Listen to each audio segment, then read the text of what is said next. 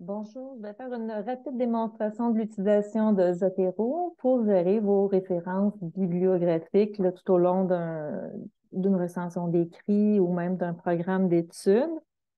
Alors, je partage mon écran pour vous montrer l'interface de Zotero.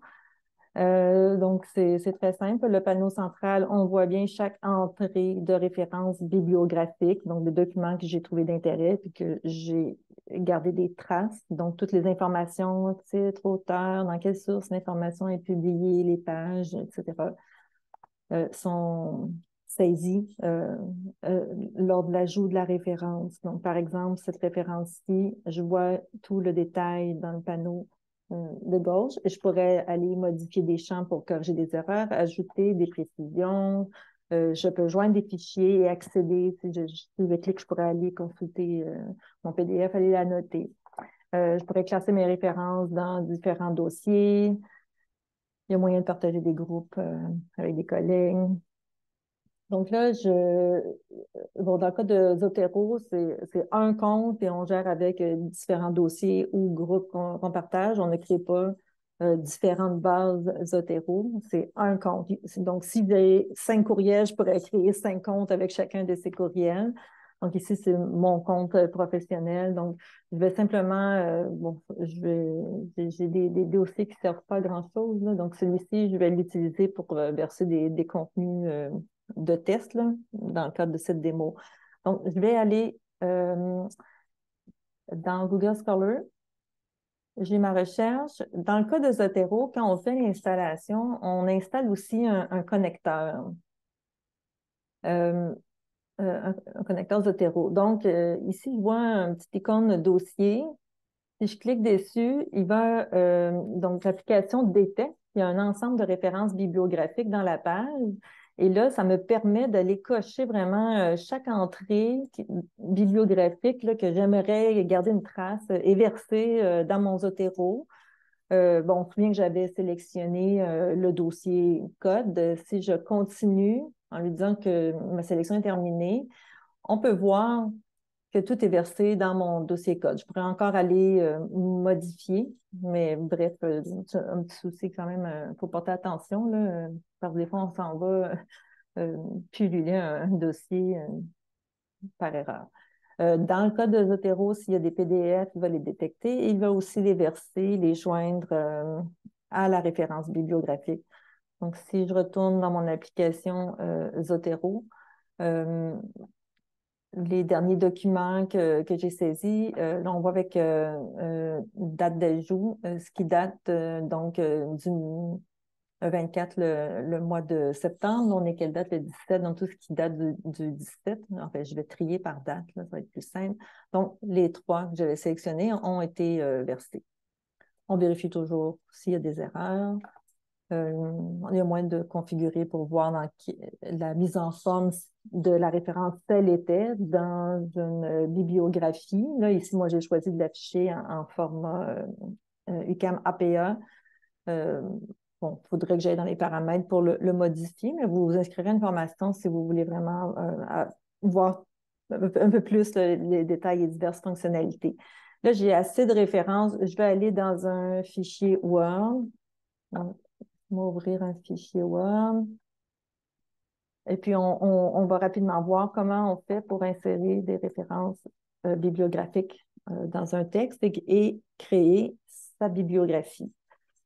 Donc, voici mon texte réfléchi. Et quand on installe Zotero, on a un onglet Zotero qui s'installe dans l'application EndNote et qui me donne accès donc aux outils Zotero.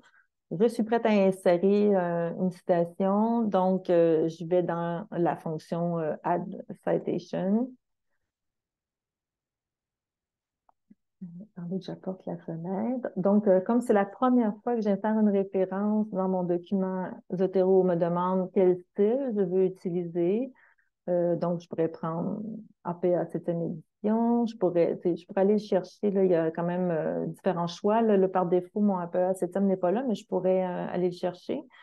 Peut-être qu'il est plus haut. Oui, ça m'étonnait. Il est ici. Donc, je peux prendre aussi UQAM-APA, vous mettez selon l'exigence de votre enseignant. Je dis OK pour mon choix de référence. Ensuite, je vais transférer ma petite fenêtre. Quand j'ai dit OK, j'ai cette petite fenêtre qui est apparue. Il me demande, mais quelle référence? Donc là, bon, comme j'ai trop de contenu dont je ne me souviens pas les auteurs, avec la petite flèche, je vais plutôt demander la vue classique pour que je puisse butiner dans mes références, puis me dire, ah oui, là, là, tiens, cher Tatati, ça serait bien de l'insérer. Je le sélectionne. Et là, j'ai ma mention de source encore de texte. Je pourrais continuer de rédiger. Dans le cas de Zotero, je place mon curseur à l'endroit où je veux ma liste de références. Donc, je vais le mettre ici. C'est pour dire, comme EndNote le met toujours automatiquement directement à la fin. Zotero, il faut vraiment lui dire où on le veut. Donc là, ici, on va simuler que j'ai fait un saut de page puis que ça va toujours être poussé à la fin de mon document. Je mets mon curseur à l'endroit où je veux la bibliographie et je lui dis Add bibliographie. Là, il y a une barre qui m'indique qu'il travaillait. Il a inséré ma référence. Donc, par la suite, je n'aurai pas à faire Add bibliographie. Maintenant, Zotero sait où mettre mes références pour dresser la liste de références. Donc, si je continue d'insérer des mentions de source, donc allons-y. Je vais encore une fois aller sélectionner quelques autres ressources. Mettons celle-ci, celle-ci.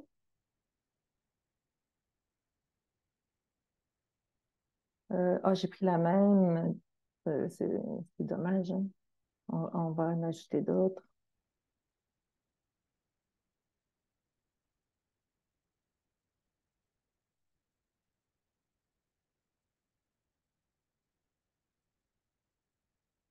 Bon, là, ici, c'est supposé marcher.